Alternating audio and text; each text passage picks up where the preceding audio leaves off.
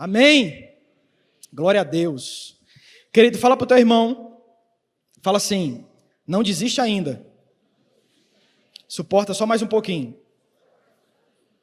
Eu quero compartilhar com você uma mensagem que Deus colocou ao meu coração num dos meus momentos de maior aflição. Irmão, eu quero, de forma intencional, compartilhar isso com você para te ensinar que às vezes, nos momentos mais difíceis da tua vida, são os momentos que você mais frutifica como você nunca imaginou. São nos momentos mais desesperadores da tua vida que surgem as orações mais sinceras. São nos poços mais profundos que você experimenta da mão de Deus. E eu creio que quando você passa pelo vale, você sairá de lá com um testemunho de que no vale da morte houve vida, porque existe uma palavra do Senhor saindo da tua boca.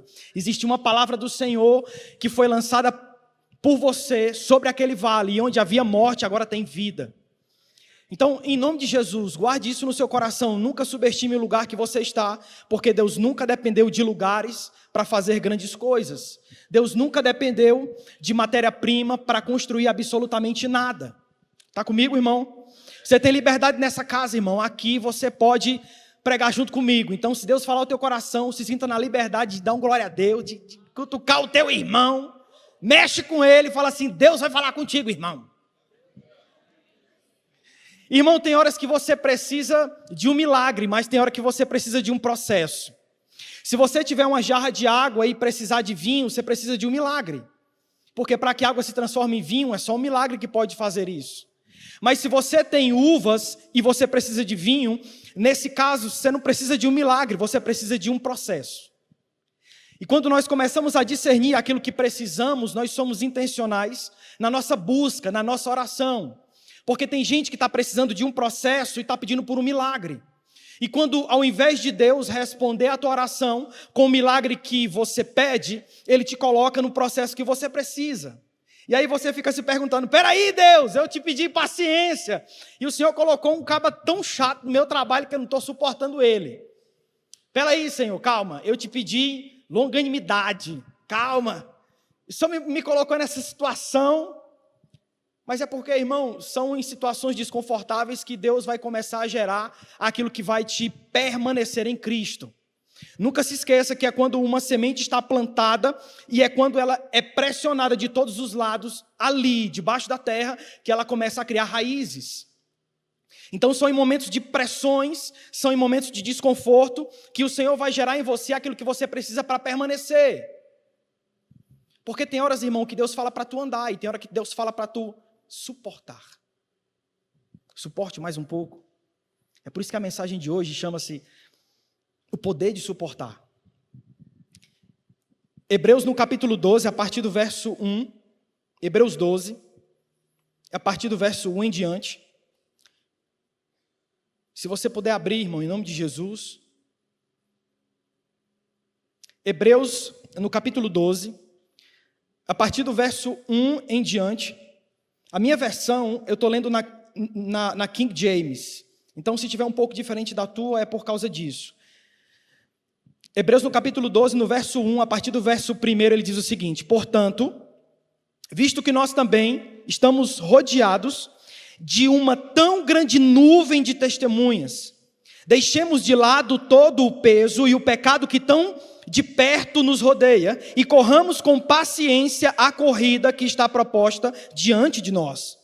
Olhando para Jesus, o autor e consumador da nossa fé, o qual, pela alegria que lhe foi proposta, suportou a cruz, desprezando a desonra, e está sentado à destra do trono de Deus. Considerai, pois, aquele que suportou tais contradições dos pecadores contra si mesmo, a fim de que não fiqueis exaustos e desencorajados em vossas mentes. Vós ainda não resististes até o sangue, lutando contra o pecado, e vos esquecestes da exortação que vos fala, como a filhos. Filho meu, não despreze o castigo do Senhor, e não desfaleças quando fores repreendido por ele. Pois aquele a quem o Senhor ama também castiga, e açoita a cada filho que recebe. Se suportais o castigo, Deus vos trata como filhos. Pois qual é o filho a quem o pai não castiga? Mas se ficais sem castigo, do qual todos são feitos participantes, então sois bastardos e não filhos. Além do mais, tivemos pais segundo a carne, que nos corrigiam e nós lhes prestamos reverência. Não devemos então nos sujeitar muito mais ao Pai dos Espíritos e viver? Versículo 10, ele continua. Porque aquele verdadeiramente por um tempo nos corrigiam como bem lhes parecia, mas este para nossa vantagem, para que possamos ser participantes da sua santidade. Porém, nenhum castigo parece ser prazeroso para o castigado, mas angustiante. Contudo, posteriormente produz um fruto pacífico de justiça para aqueles exercitados por eles. Escute isso, preste atenção. Nós vamos parar de ler nesse versículo e eu quero que você preste atenção em dois personagens que possuem coisas em comum. Dong-hyun é um coreano que tem apenas 20% da sua visão e ele desenvolveu uma técnica única, confiando mais na sensação do seu controle muscular do que na sua visão. Em 2012, durante os Jogos Olímpicos de Londres, ele quebrou o recorde mundial do tiro com arco, com uma pontuação de 699 em 72 flechas na fase classificatória. Ele superou não apenas outros atletas com visão perfeita, mas também o recorde anterior, que já era considerado um marco difícil de alcançar. Diana Naid, inclusive tem um documentário muito interessante sobre ela, nadou de Cuba até a Flórida durante 53 horas, num total de 177 quilômetros, quando ela tinha 64 anos, depois de 35 anos e 5 tentativas. Irmão, eu dou a volta no Sabiá de patinete elétrico e estou querendo voltar para casa. E aos 64 anos ela nadou 177 quilômetros, depois de 35 anos da primeira tentativa. E eu fico me perguntando, quando eu leio sobre pessoas nesse calibre, o que leva alguém a ser tão determinado, a ponto de enfrentar aquilo que precisa ser enfrentado, para chegar aonde ele se destinou a chegar? Nós estamos numa sociedade em que as coisas estão muito mais fáceis. Antigamente, para que você conversasse com um amigo seu, pelo menos lá no Nordeste era assim, você gritava o nome dele, geralmente era Francisco ou Antônio. Se você gritar Francisco no Ceará, vai olhar metade da igreja para você. É assim, irmão, não me pergunte por quê, eu só sei que foi assim. Então, a gente chegava lá e falava, Francisco! Aí, aquelas portas eram, que só abre a parte de cima, ela era bandada no meio, abria a parte de cima, aí a mãe dele, o que é? Francisco tá aí, tia. Tá tomando banho, daqui a pouco ele vai. Hoje, para você visitar um amigo, você nem visita, você manda um WhatsApp para ele. A gente não tinha tanta interação virtual, mas a gente tinha essa interação natural, essa interação física. E até para se locomover, irmão, ou você pegava um busão, ou você ia de jumento, porque lá no Nordeste o povo usa jumento. Por quê, pastor? Porque é todo mundo pequeno, irmão. Olha para mim. Então assim, hoje você pode pedir um Uber. Eu quero ir para Uber.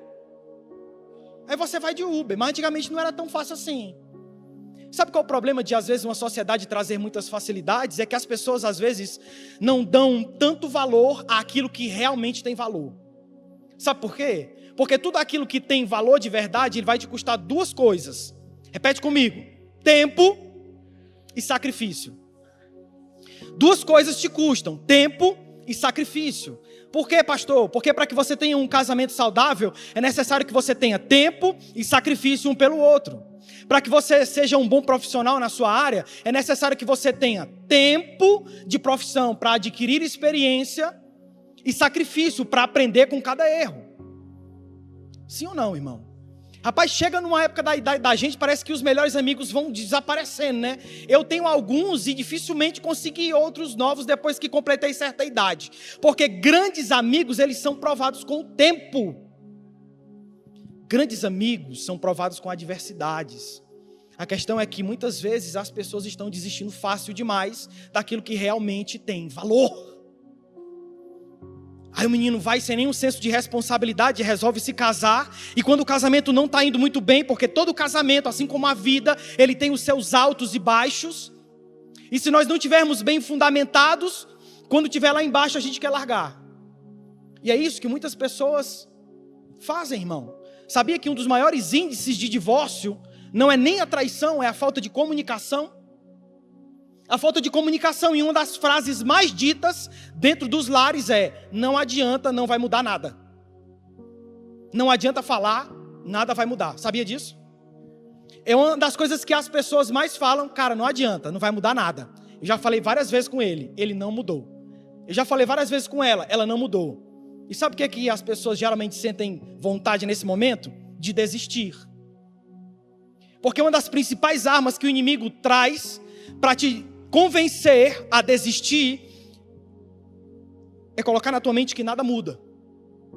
Quer ver uma pessoa desesperada? Olha para a vida dele e fala assim: nada nunca vai mudar. Essa pessoa vai entrar em desespero, irmão. Porque todos nós fomos criados para experimentar o novo de Deus. Nós somos criados para experimentar coisas novas. É por isso que a palavra você pode lê-la infinitas vezes, em todas elas. Você aprenderá algo novo. Em todas as vezes que você ler um versículo, se você meditar, o Espírito Santo pode te falar coisas inimagináveis. Um versículo que você leu milhares de vezes. Nós precisamos de algo novo. Nós precisamos de viver algo novo dos céus. E quando o inimigo muitas vezes tira o nosso senso de mudança, ele destrói a nossa esperança. Sabia que uma das primeiras coisas que se perde quando você acha que nada vai mudar é a esperança? Então, todos nós passaremos por um momento que iremos querer desistir, irmão. Todos nós passaremos por um momento que vamos querer desistir. E eu não estou aqui porque nunca quis desistir, irmão. Pelo contrário, eu estou aqui pela graça. E um dos principais ensinos que eu carrego comigo é: se porventura eu chegar em um lugar e souber como foi que eu cheguei, não foi Deus que me levou, foram os meus próprios planos. Porque para onde Deus me levar, eu vou estar. Como foi que tu chegou aí, cara? Rapaz, eu não sei. Eu só sei que eu fui jogado num buraco pela minha família. Das fé eu estava na casa de um caba. Aí eu fui trabalhando direitinho, aí eu me tornei o administrador da casa. Aí a mulher mais que endemoniada foi lá, deu em cima de mim, eu corri dela igual doido. Das fé eu tô preso. Fui gente boa aqui com carcereira, eu tô aqui com a chave de boa. Das fé, colocaram um anel no meu dedo. Rapaz, eu só sei que eu tô sentado aqui, irmão, e eu tô mandando na parada toda. Agora, como é mistério. Ei, irmão, a tua jornada vai ser mistério. Porque o que importa não é como ela vai acontecer. O que importa é quem estará com você lá. É por isso que Deus não te tira do vale. Ele passa com você no vale. Ele está dizendo: ainda que você passe pelo vale da sombra da morte, não temerei mal algum. Não é porque eu sou capaz, é porque eu sei quem está comigo. Tem crente aqui, irmão? Eita, tem uns pentecostal que as canelas já estão pegando fogo. Eita, irmão, vai comigo. Escuta, no capítulo 11 do livro de Hebreus, ele traz uma série de heróis da fé e motivos pelos quais são vistos dessa forma. O livro de Hebreus, ele está sendo direcionado àqueles judeus que haviam se convertido para o cristianismo e agora, por conta de algumas adversidades, estavam querendo desistir. Então, vou te dar uma novidade. Essa aqui é nova. Uma hora ou outra você vai sentir vontade de desistir, irmão. Uma hora ou outra você vai sentir vontade de desistir. Deus é tão intencional, tão claro na palavra, que a todo momento está nos encorajando, trazendo vida, trazendo esperança. Porque às vezes a gente precisa esperar. Porque eu estou entre o Egito e entre a terra prometida, e eu estou no meio do caminho, eu estou no deserto, eu ainda não cheguei. E eu fico me perguntando: Deus, como as coisas vão acontecer? Deus não fala como, fala quem. Quando Maria foi chamada pelo anjo, ela disse: como é que isso vai acontecer? Aí o anjo disse: o Espírito Santo de Deus. Irmão, não é como, é quem faz tudo aquilo que diz que faria na sua vida. Então pare de se apegar a como você vai fazer e comece a se apegar em quem fará. Amém. E o livro de Hebreus é intencional para fortalecer a fé daqueles que estavam tentando desistir. Aleluia. Eu creio, irmão, que nas arquibancadas da glória estão aqueles que não desistiram, firmaram as suas estacas no Senhor, a sua confiança permanece nele, e agora eles podem contemplar a glória do Senhor. Eu acredito muito, irmão, que nós seremos recompensados por aquilo que nós suportamos. Eu creio que nós seremos recompensados pelo Senhor, quando ao final da corrida, chegarmos diante dele vazios, dizendo: Deus, eu corri tudo aquilo que precisava correr, eu estou cansado, eu estou exausto, eu quase desisti no meio do caminho, mas Deus nunca me pediu para fazer as coisas de forma perfeita. Ele sempre disse: eu quero te aperfeiçoar, eu não espero de você perfeição, eu quero te aperfeiçoar, eu quero me relacionar com você. É por isso que a primeira grande obra que Deus faz não é por você, é em você. É em você, não é um milagre para facilitar a tua vida, mas é um milagre para te transformar de dentro para fora. E eu quero que você tenha 3 considerações. 3 considerações. Fala para o teu irmão, fala assim: irmão, tenha 3 considerações. 3 considerações eu quero que você tenha quando você pensar em desistir. Eu lembro de um dia, eu disse assim: Senhor, o Senhor está me chamando para viver da tua palavra, o Senhor está me chamando para ver da tua obra, mas me dá um sinal. Me dá um sinal singelo. Escreve assim, com letra de fogo no céu, para mim está suficiente. Bem singelo. Irmão, se você disser para mim que nunca pediu para Deus mostrar na nuvem assim, eu estou desconfiado. Senhor, mas dá um sinal simples, só uma bandeira assim com os anjos, os querubins passando, eu vou entender. E aí eu lembro que eu estava no trabalho, e era o dia que o Espírito havia me falado para que eu pudesse me desvincular de todos os meus planos, porque o difícil não é viver o plano de Deus, o difícil é sacrificar o teu para viver o dele. Nessa hora ninguém dá um amém. Ei, irmão, o difícil não é viver o sonho de Deus, o difícil é ter que sacrificar o teu sonho para viver o dele. Mas vamos continuar. E eu estava... O irmão ficou assim: não, Deus, eu tenho um sonho tão bonito. Eu estava no trabalho e era mais ou menos meio-dia, a hora de comer, a melhora do crente. E aí eu disse: Senhor, eu tinha acordado 6 horas da manhã, tinha pedido um sinal para o Senhor. E aí quando foi na hora do almoço que eu sentei, aquela marmita de lei, e eu, beleza, peguei o celular. Rapaz, eu não sou muito de responder directs no Instagram, mas um direct, não sei porquê. Eu cliquei e comecei a ler a mensagem. Qual que era a mensagem? Uma mulher que eu nunca tinha visto na vida me mandou uma mensagem dizendo da seguinte forma: a única coisa que eu vi é que ela tinha um coque assim na cabeça. Aí eu falei: ixi, rapaz, mulher do coque mandando uma mensagem, eu já fiquei assim, né? E aí quando eu cliquei para ler a mensagem, tinha escrito da seguinte forma: Deus está mandando te dizer. Aí eu já fiquei: vixe, eita Deus. Ai, Senhor, me dá força para ler o resto. Eu já estava assim. E o celular vibrando assim. Aí apareceu aquele negócio no Instagram: você está com algum problema? Quando você balança, ele aparece. Eu falei: não estou, sai do meio.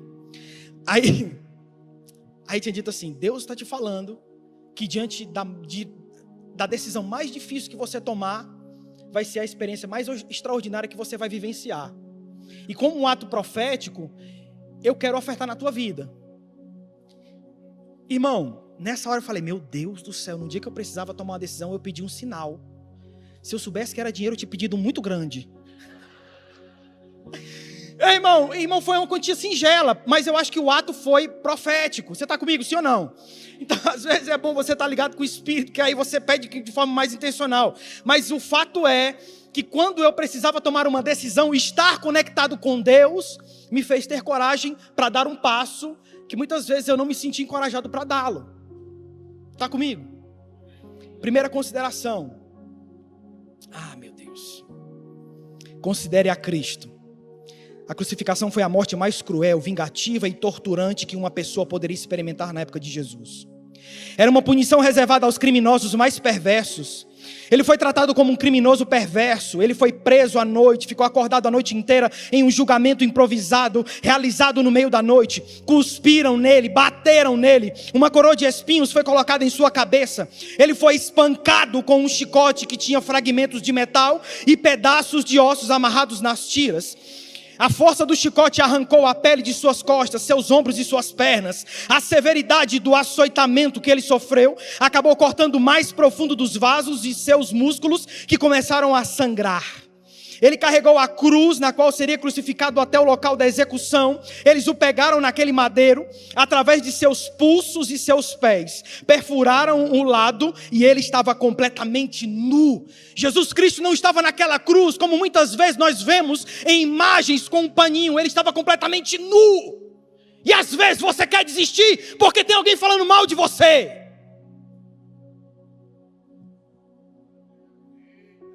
Às vezes tem alguém querendo desistir de tudo porque perdeu um emprego. Eu não quero minimizar a tua dor. Eu quero direcionar a tua fé. Eu quero direcionar o teu foco. Porque uma das primeiras coisas que o inimigo tira de você são os teus olhos de onde eles devem estar. Considere a Cristo. Considere a Cristo. O capítulo 12 começa dizendo: Portanto, escute isso, livre-se do peso e do pecado que te rodeia. Ele não está dizendo que o pecado é peso, ele está dizendo que às vezes a gente carrega peso, que muitas vezes nos oprimem, nos dificultam de continuar caminhando para onde Deus nos chamou para estar. Pesos que muitas vezes são decisões nossas, tirar de nossas... Irmão, tem gente que está carregando um peso porque não perdoou. E o perdão é uma cadeia, é uma prisão, que a fechadura está do lado de dentro, não está do lado de fora. Ninguém pode abrir a porta por você. Ele desprezou a desonra. Esses dias um jovem chegou para mim e disse assim: pastor, eu estou muito triste. Eu digo, por quê? Porque quem eu esperava que me honrasse não me honrou. Eu disse para ele: meu filho, no dia que tu estiver esperando a honra dos homens, o que você realmente quer não é honra, é bajulação. Porque aqueles que estão em Cristo não esperam a honra de homens, porque não foi isso que Jesus veio buscar. A honra que você precisa não é de homens, é de Deus. O problema é que a gente está vivo demais, e quando as pessoas às vezes falam algo para nós, nos machuca. Mas o que dói em você não é a sua identidade, o que dói é o seu ego. É o ego que dói, irmão. 20% de visão e você quer ser um arqueiro? Tá maluco, cara? Tá maluco? 20% de visão, você quer ser um arqueiro? Como é que você pode estar em um campeonato? Como é que você pode disputar um campeonato com alguém, uma Olimpíada com alguém que tem a visão perfeita? Porque 20% ainda não caracteriza uma pessoa cega. Mas o cara já está começando o jogo com 80% a menos do que os concorrentes. Mas eu vou continuar atirando, porque eu sei que um dia eu vou acertar o alvo. Eu vou continuar atirando, irmão, porque um dia eu sei que eu vou acessar a terra que o Senhor me disse que eu acessaria. Eu vou continuar atirando as flechas da vitória que o profeta me disse para atirar, porque eu estou num lugar profético e eu não passarei por esse lugar profético sem profetizar sobre a minha vida, sem profetizar sobre a minha casa, sem profetizar sobre o meu trabalho. Eu não vou passar pelo lugar profético onde existe uma unção de algo novo do Senhor sendo feito, sem declarar algo novo sobre aquilo que eu estou vivendo. Eu não vou desistir porque me falta 80%, irmão. Me falta 80% de tamanho e eu estou aqui. Você está comigo, irmão? Fala para o teu irmão: considere a Cristo. Quando você pensar em desistir, considere a Cristo, que no caminho do Calvário não largou aquela cruz, porque Ele sabia que naquela cruz estava a nossa libertação, estava ali o propósito do Senhor, estava ali uma missão que foi dada a Ele. Ele não desistiu, irmão. Então, em nome de Jesus, quando você pensar em desistir, suporte mais um pouco, porque existe poder naquele que suporta. Eu lembro de um dia que eu estava orando, eu disse: Deus, eu estou desistindo de novo. De novo, cara, tu orou algumas vezes dizendo que ia desistir. Eu digo: estou desistindo de novo, Deus. Ai, meu Deus, estou desistindo. Estou jogando a toalha. O Espírito Santo falou muito forte ao meu coração nesse dia. Está jogando a toalha? Olha para a toalha que tu está jogando. Quantas pessoas você vê nela? Eu te dei um chamado para incendiar pessoas. Eu te dei um chamado para resgatar perdidos. Porque todo aquele perdido é porque está longe da verdade. E eu te dei uma verdade para que você carregue e alcance essas pessoas. Quantos estão indo na toalha que tu está jogando? Quantas famílias que poderiam ter sido restauradas tá indo na toalha que tu está jogando? Quantos pecadores poderiam aceitar a Jesus com uma palavra que você carrega e tu está jogando a toalha? Olha para a toalha, mas olha tudo que está indo juntamente com a toalha que tu está jogando. Agora tu volta e ora para mim. Aí a gente volta a conversar. A toalha que parecia tão leve, depois tinha um peso tão grande. Porque o peso, irmão, está no chamado e nas vidas que você vai alcançar durante essa jornada. E aquela toalha que pesava algumas gramas, começava a pesar toneladas. Não vou jogar a toalha não, vou suportar mais um pouco. Não vou jogar a toalha ainda, não vou desistir ainda. Considere a Cristo, irmão, que mesmo diante de humilhação, mesmo diante de desafios tão difíceis, às vezes a gente não identifica o problema do lugar. Quando Jesus estava na sinagoga, um homem coxo de uma mão estava lá. Era sábado. E as pessoas os fariseus, queriam encontrar um motivo, né? Jesus não curou ele escondido, trouxe ele para o meio. Mas sabe qual o maior problema dessa história, desse relato? Não era a mão ressequida daquele homem, era o coração ressequido dos fariseus. Porque o coração ressequido muitas vezes impede que milagres aconteçam na tua vida. O coração ressequido é aquele que às vezes passa por um ambiente profético e não profetiza. Aquele que passa por um ambiente que tem unção e não desfruta dela. Passa por um ambiente de adoração e não levanta um clamor para o Pai. Querido, em nome de Jesus, eu oro para que Deus enche o teu coração de esperança, de força, de fé. Eu oro para que Deus transforme o teu coração em um coração de carne e te encha com o Espírito Santo de Deus. E quando você pensar em desistir, você lembre de Cristo. Não, calma, eu preciso pensar em Cristo. Calma, eu preciso lembrar que Cristo não desistiu. E se Ele não desistiu, eu não vou desistir ainda. Aleluia, irmão. Tem crente aqui comigo, irmão? Meu Deus, você não está no funeral não, você está num culto, fé. Aleluia, irmão. Meu Deus. Meu Deus do céu. Segunda consideração. Rapaz, tem um glória que você escuta, chega aleluia. Considere a alegria. Ei, irmão, a alegria não vem muitas vezes de você sorrir, porque alguém pode te contar uma piada, mas não mudar a tua vida. Você está sorrindo, mas você está chorando por dentro. Ele só te distraiu por um momento. A alegria fala de uma esperança. Porque não é apenas esperar, mas é como você espera. Porque a palavra diz esperai com, fala comigo, paciência. Quem já foi numa fila de banco e precisou pagar um boleto, sabe o que é esperar sem paciência, porque fica assim, ó. Ainda mais empanca um cabo que mexe lá e mexe cá. Meu filho, só paga o boleto, pelo amor de Deus, eu tô agoniado aqui. Só tem 2 horas de almoço, tem 1h30 que tu tá procurando esse papel, rapaz. Tem hora que você espera, irmão, mas sem um pingo de paciência. Aí chega o menino, 18 anos, mais perdido que tudo. Pastor, eu acho que eu vou morrer solteiro, porque ninguém me quer. Falei, velho, tu tem 18 anos. O único problema é que você é desorganizado esteticamente, mas isso é só um detalhe. Tá tudo bem. Sempre vai ter uma abençoada que os olhos organizam o que está desorganizado. E tá tudo bem, irmão.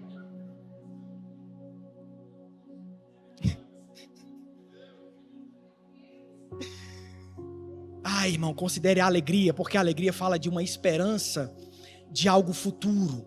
A alegria fala de uma esperança não baseada naquilo que você está vendo, mas baseada naquilo que você ouviu de quem faz todas as coisas. A esperança, ela não está ancorada naquilo que os teus olhos estão olhando, mas naquilo que a tua fé está contemplando. A esperança, ela fala de uma palavra que te traz força, que por mais que você esteja indo na contramão de tudo, você está indo na direção do seu propósito, porque quem estava de fora, vendo a vida de José, estava vendo ele indo na contramão contramão da sociedade, porque ele se tornou um filho, depois um escravo preso, mas depois ele se tornou um governador, porque quando você tem esperança e carrega essa palavra de destino, irmão, o que importa é a direção e não o que as pessoas estão pensando. Quando Jesus estava naquela cruz, parecia que ele havia sido derrotado, mas aquela era a maior vitória da história da humanidade, irmão.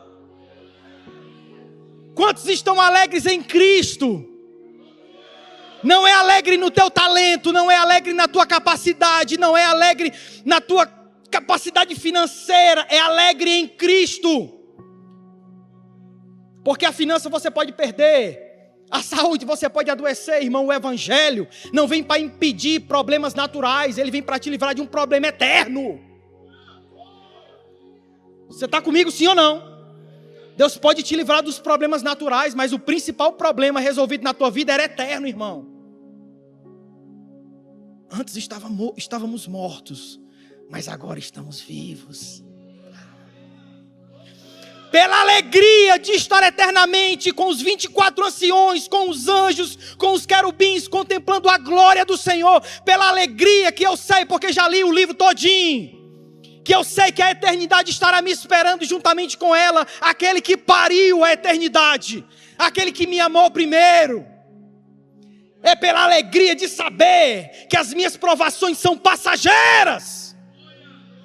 Vai passar, irmão, suporta mais um pouquinho. Mas tem que ser um pouquinho do mineiro, viu? É bem ali. É bem pouquinho.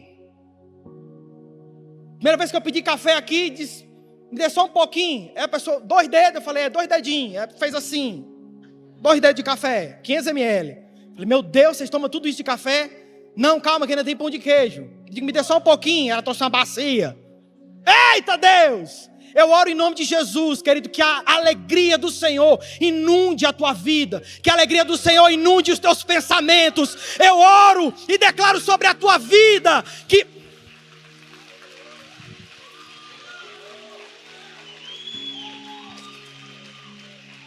Aleluia. Deus é bom. Meu Deus do céu. Querido, eu oro em nome de Jesus e declaro que a alegria do Senhor seja a tua força. Porque quando você está fraco, é quando a alegria vem e te fortalece. Quando você está pensando assim, meu Deus, não tem saída. Eu estou entre a perseguição e o afogamento. E Deus olha para você, ei, aquilo que eu já te dei, está dentro de você, agora manifesta.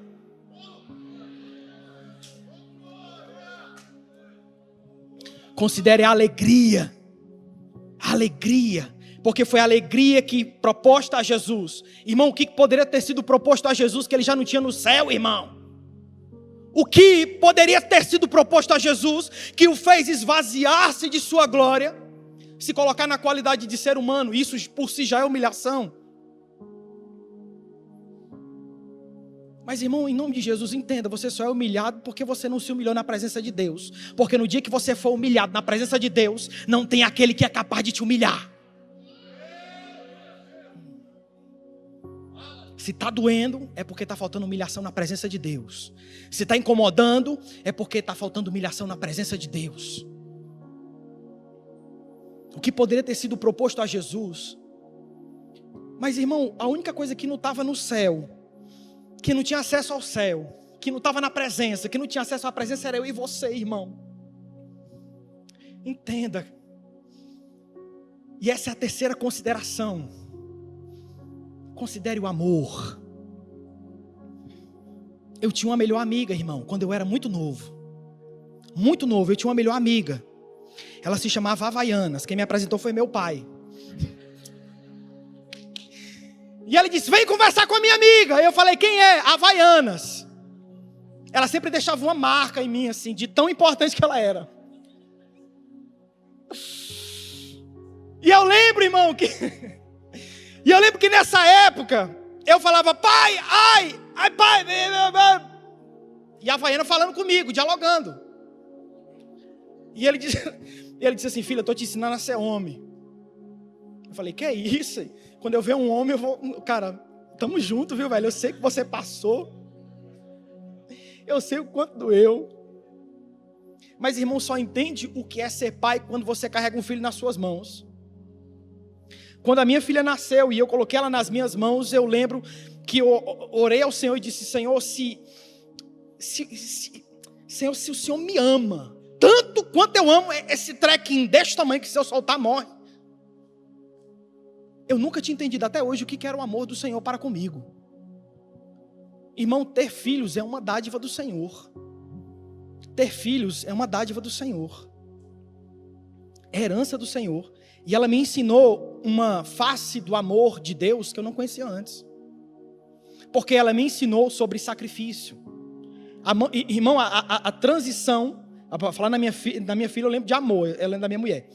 Porque só Deus sabe o que nós passamos. Quando você está saindo dessa condição de homem, trabalhado na Havaiana, e você se coloca na condição de pai, tem um lapso temporal que você se torna um zumbi, porque você não dorme direito, irmão. Você tem que ficar cuidando da criança, a criança acorda e você fica chorando. E aí a criança tem apneia e ela fica assim: Luciene, menino morreu! Ela, meu Deus do céu, o anjo fez a respiração aqui, o anjo. Ai, Jesus, não precisa, o anjo voltou. Aí ela... Que angústia, irmão, depois eu tive que pensar na internet. Aí depois eu coloquei assim: é normal beber, ressuscitar, morrer várias vezes? Depois eu descobri que é o negócio da apneia, que diz que recém-nascido tem. Mas, irmão, é assim. Parece por falta de conhecimento, né? Mas foi um amor, irmão, que Deus me ensinou muito através da vida dela, principalmente sobre ouvir a voz de Deus. Porque quando ela estava no berço, eu lembro de ela estar dormindo e eu estava orando por ela, Deus falou assim comigo: você acha que ela sabe que você está aí? Falei: não, rapaz, ela está contando os carneirinhos da fazendinha. Não sabe que eu estou aqui, não. Mas isso não significa que você não está. Foi quando eu entendi uma parte da fé que me ensina que o fato de eu não sentir não significa que ele não está. Que às vezes, para transformar o meu caráter, para transformar a minha fé, ele precisa me emancipar das minhas emoções. Mas eu sei quem ele é. É por isso, irmão, que a palavra está falando a todo momento sobre o caráter de Deus. Para que a tua fé seja fundamentada no caráter dele. Porque se você conhece o caráter de Deus, você confia naquilo que ele fala. Quando você conhece quem ele é, quando você tem um relacionamento íntimo, aprendendo dele, sabendo quem ele é, você sabe que se ele enviou o seu único filho para morrer por você, irmão, não é uma dificuldade que vai te separar dele. Nem é principado, nem é potestade, nem é velório, nem é perca, não é absolutamente nada, nem anjos, nem principados, nem o porvir, nem o presente, absolutamente nada pode te separar do amor de Deus. Considere que você é amado. E eu deixei essa para o final porque hoje é uma das coisas mais importantes. Você sabia que conta muito a forma como você se vê? A palavra diz que assim como o homem se vê, assim ele é. Quando você se olha e não se vê aquilo que Deus diz que você é, não é aquilo que você pensa de si mesmo, não é aquilo que as pessoas dizem que você é, não é aquilo que as circunstâncias falam que você é, não é aquilo que a tua falta de capacidade tenta dizer que você é aquilo que a palavra diz que você é. Quando você entende, irmão, muita coisa fica mais fácil, sabe por quê? Porque a herança não é dada para quem faz, a herança é dada para quem é. Quando Deus, enquanto o ministério de louvor está vindo, quando Deus estava inspirando Moisés para que Moisés começasse a contabilizar a história do povo, você vai perceber que todas as vezes era contabilizado a partida. Eles estavam partindo de um lugar, eles estavam partindo de um lugar, então partiram, então partiram, então partiram, porque às vezes, irmão, a chegada é uma surpresa. Porque às vezes você precisa entender o lugar que você precisa sair e se direcionar ao lugar que você tem que chegar. E eu quero, em nome de Jesus, que você se coloque de pé, porque eu quero declarar algo sobre você. Irmão, não se importe com aquilo que muitas vezes o inimigo coloca na tua mente. Não se importe com aquilo que o inimigo muitas vezes coloca na tua mente. Sussurra nas tuas fragilidades. Ignore. Traga à tua memória aquilo que te dá esperança. Traz à tua memória aquilo que te traz alegria. Lembre-se, quando você estiver pensando em desistir, lembre-se de Cristo. Lembre-se da alegria que te foi proposta para cumprir aquilo que você foi chamado para cumprir. Quando você estiver pensando em desistir, lembre-se que você é amado. Porque o problema de muitas pessoas hoje é a falta do entendimento de que são amadas. Se entregam em relacionamentos tóxicos, aceitam propostas que nunca deveriam aceitar. Não entendem o valor que carregam em Cristo porque não entendem que são amadas. Fecha teus olhos, querido, em nome de Jesus. Se entrou pessoas aqui pensando em desistir, se durante essa semana alguém pensou em desistir, se tem alguém lutando para não desistir, eu quero em nome de Jesus declarar uma força sobrenatural. Eu quero declarar uma cura emocional, uma cura sentimental. Que o Senhor fortaleça você como um boi selvagem e derrame sobre você um óleo novo. Eu declaro em nome de Jesus que Deus esteja renovando as tuas forças, que Deus esteja renovando os teus pensamentos, as tuas emoções, que você possa olhar para o destino que Ele te entregou e não apenas as adversidades que você precisa enfrentar, porque o destino é eterno e as adversidades são passageiras. Então não negocia aquilo que Ele te entregou hoje, por causa da adversidade que um dia vai finalizar, vai acabar.